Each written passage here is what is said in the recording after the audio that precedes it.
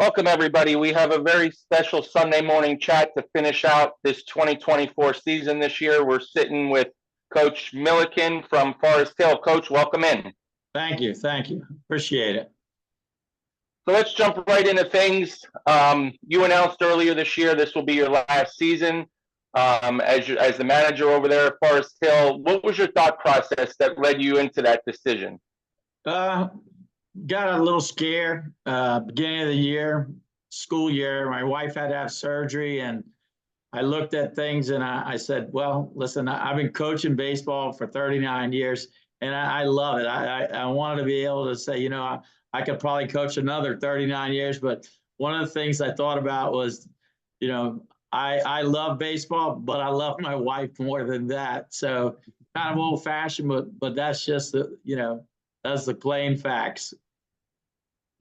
So talk a little bit about what's it been like knowing it was your last year as you played some of these teams throughout the year that you guys have been rivals for years and years, rival coaches. And has anyone done anything or said anything, now that they know you're kind of on your way out of coaching, have they done anything special for you? Has there been anything, said between coaches and some of your, peers? Yeah, absolutely. The guys that I've known for quite some time have said some really nice things. I had an opportunity to really speak to everybody that I had known for quite some time. Example, today, Kyle Forbes asked me to come out and throw his the first pitch of the last game of his home season. And that was, that was really nice. Some of the umpires have said some nice things, that I really appreciated. And a lot of the coaches that knew, Bill Harvey, who's a guy that's been around for a long time, showed up at my last home game, and that was kind of special. Just a lot of guys that I've known for quite some time, Larry, Kyle Dawes, all those guys, have been real good to me. Bill Pruitt that does the high school, the All-Star game, asked me to coach that. And I was going to go to North Carolina on that Friday, and some of the guys called me and said, hey, it's your last one. Why don't you stay and coach that Dick Hauser All-Star game? And they were right. And I talked to my brother who I was going with, and he's like, hey, it's your last game, brother. Go ahead and stay the extra day. And so I'm going to stay and get an opportunity to coach that Dick Hauser All-Star game.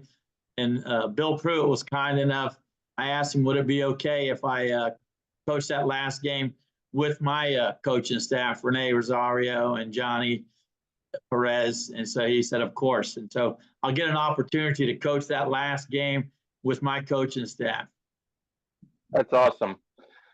So the season's now done. We're looking into district playoffs next week and possibly a state run here.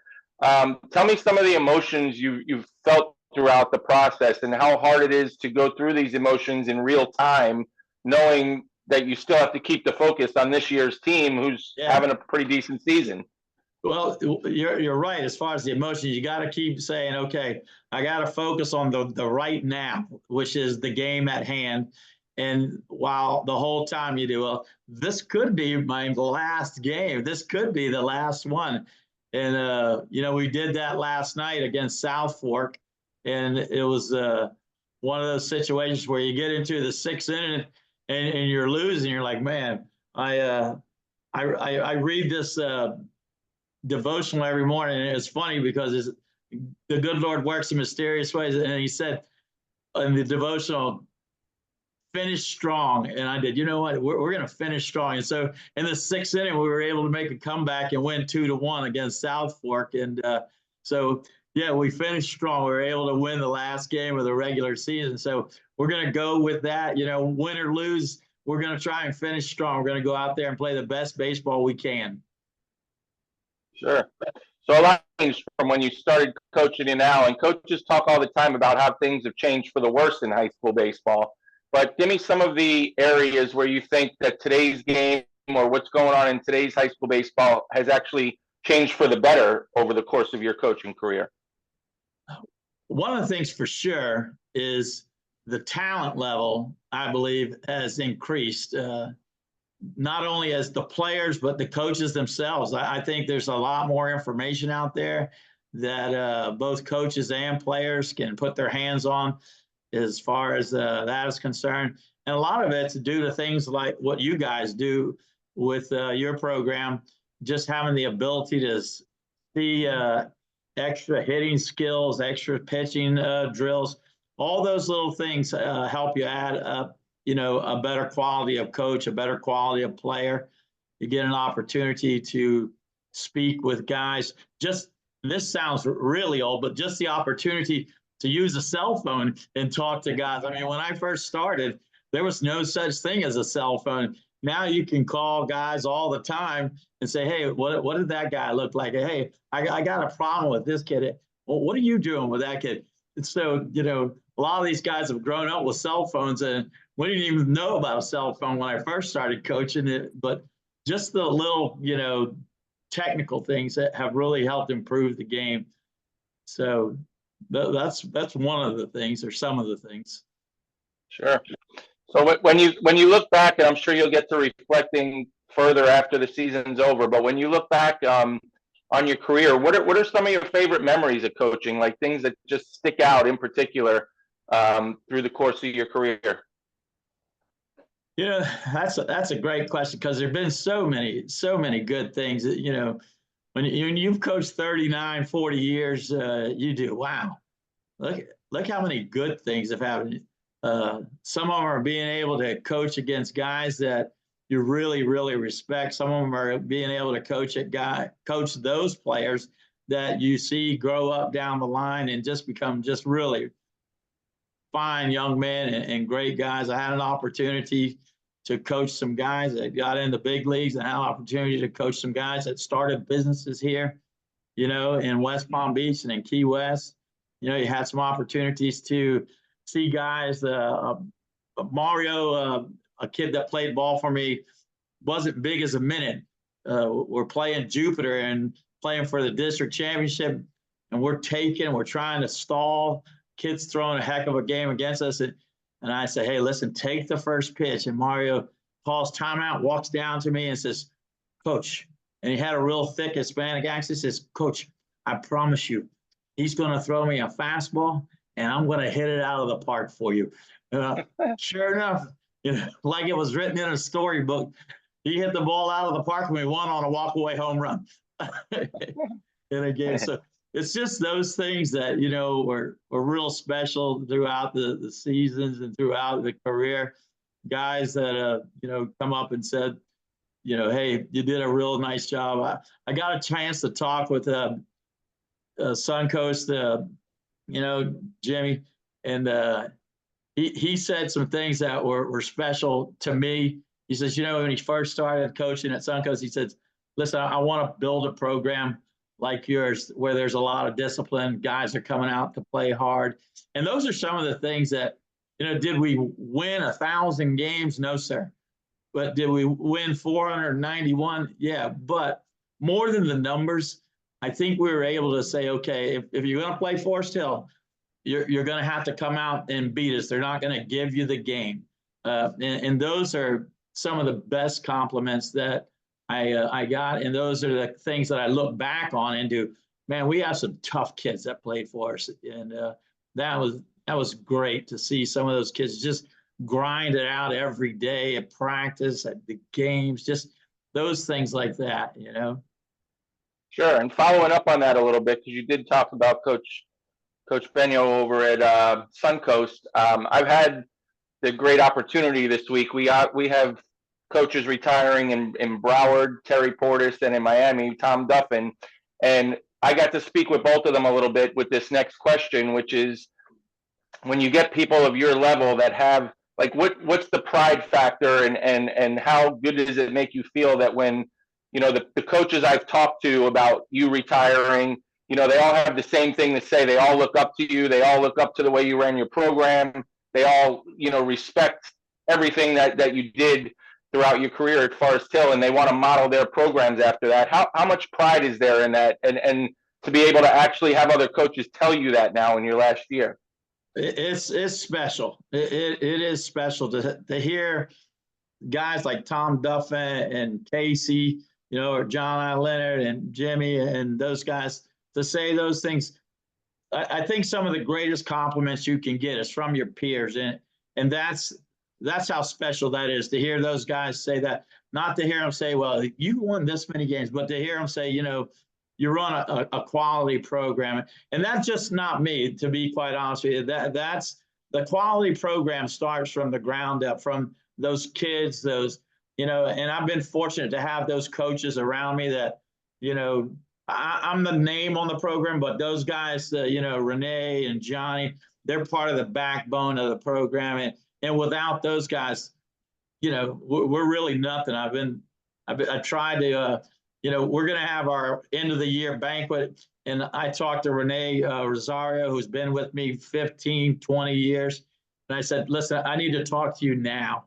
I said, because I won't be able to tell you this at the banquet because I'll be, crying my eyes out. So I'm going to have to tell you now how special you've made the seasons for me, and how, you don't always get to see those assistant coaches and guys that, they're as much a part of the program as I am. But to hear those compliments from those other coaches is just, it's really heartwarming. Sure. So what if there's one thing you could change about your career, what would it be? If there was something you could have done different, what would it have been? It sounds like a hard question, but it's an easy question for me. I would have loved to have the opportunity to have my boys coach with me. I have one young man, my oldest son, who loves to coach baseball. He's fallen in love with it.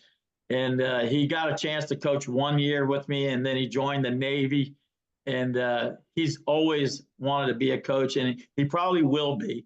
And the other opportunity that I would have loved to have is to be able to coach with my other three brothers. All of us played at St. Thomas University, and they're just good coaches too.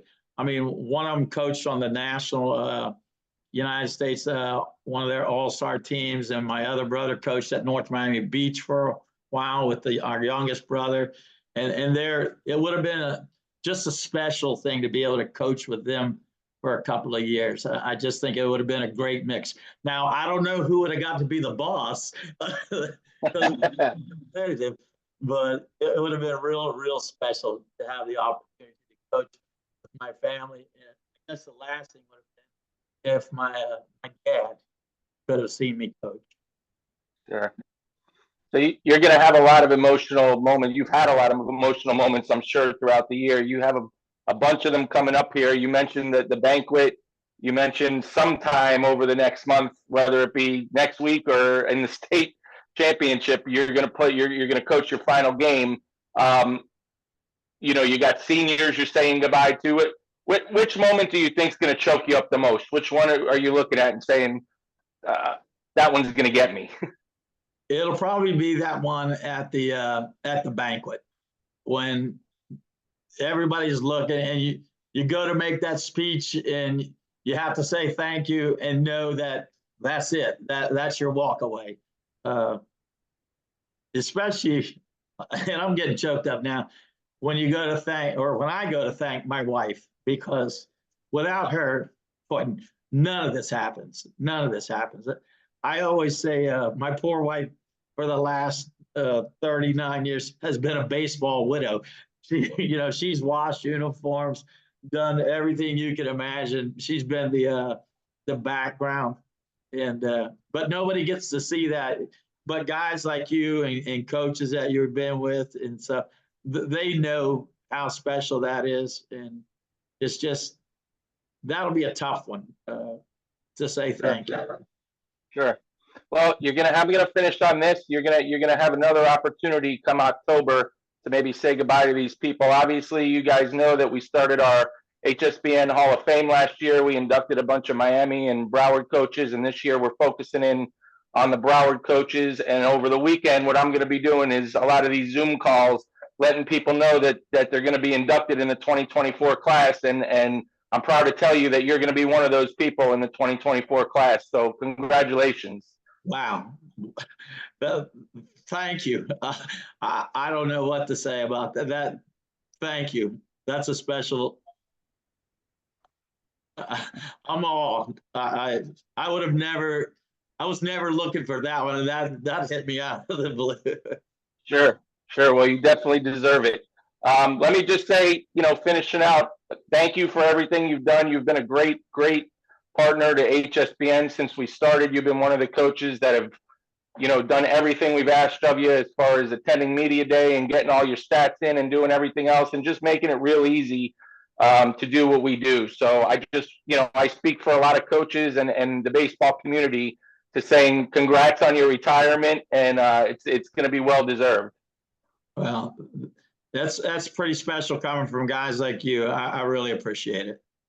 All right, Coach. Have a good one. Hopefully, have a couple good weeks, and we'll see you in Fort Myers. That sounds like a good idea. All right, Coach. Have a good one. Bye-bye.